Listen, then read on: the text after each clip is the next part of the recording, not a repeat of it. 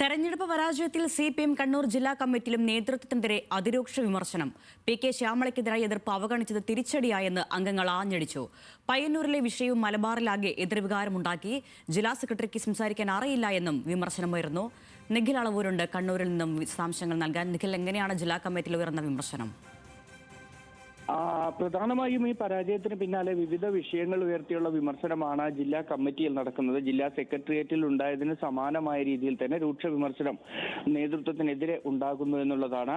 ഈ തളിപ്പറമ്പിലെയും പയ്യന്നൂരിലെയും പരാജയം എടുത്തു പറഞ്ഞു തന്നെയാണ് കൂടുതൽ വിമർശനങ്ങളും വരുന്നത് എന്നുള്ളതാണ് ശ്രദ്ധേയം. അതിൽ തളിപ്പറമ്പിൽ PK ശ്യാമളയ്ക്കെതിരെ എതിർപ്പ് പാർട്ടി അവഗണിച്ചു. അത് പക്ഷെ വലിയ തിരിച്ചടിയായി മാറി. സ്ഥാനാർത്ഥിയെ അടിച്ചേൽപ്പിക്കുന്നെന്ന തോന്നലാണ് പാർട്ടി അണികളിലും അനുഭാവികളിലും ഉണ്ടാക്കിയത്. ഇത് മറിച്ചൊരു ചിന്തയിലേക്ക് പോകുന്നതിന് ഇവരെ അത്തരത്തിൽ വോട്ട് പാർട്ടിയിൽ നിന്ന് മാറ്റി ചെയ്യുന്നതിന് പ്രേരിപ്പിച്ചു എന്നുള്ളതാണ് ഒരു വിമർശനമായി വന്നത്.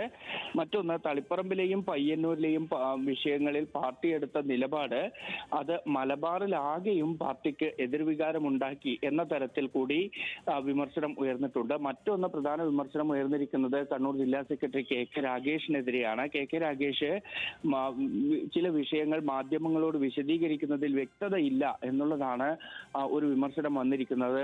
പയ്യന്നൂർ വിഷയം ഉയർത്തി കാണിച്ചാണ് അത്തരത്തിലൊരു വിമർശനം വന്നിരിക്കുന്നത്. പയ്യന്നൂരിലെ ഫണ്ട് വിവാദവുമായി ബന്ധപ്പെട്ട് KK രാഗേഷ് നടത്തിയ വാർത്താ സമ്മേളനവും അതിലെ ഈ കണക്കുമായി ബന്ധപ്പെട്ട വിഷയങ്ങളുമൊക്കെ വലിയ രീതിയിൽ ചർച്ചയാവുകയും വിവാദമാവുകയും ചെയ്തതാണ്.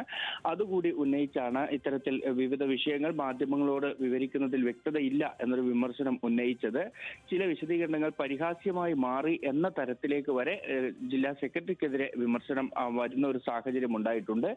ഏതായാലും ഈ തളിപ്പറമ്പിലെയും പയ്യന്നൂരിലെയും പരാജയവും ഉൾപ്പെടെ ചൂണ്ടിക്കാണിച്ച് പാർട്ടി അണികളിൽ നിന്ന് വലിയ രീതിയിൽ വോട്ട് ചോർച്ച ഉണ്ടാകുന്നത് തിരിച്ചറിയാൻ കഴിഞ്ഞില്ല എന്ന ഒരു സ്വയം വിമർശനം കൂടി ജില്ലാ കമ്മിറ്റി യോഗത്തിൽ ഉണ്ടായിരുന്നു.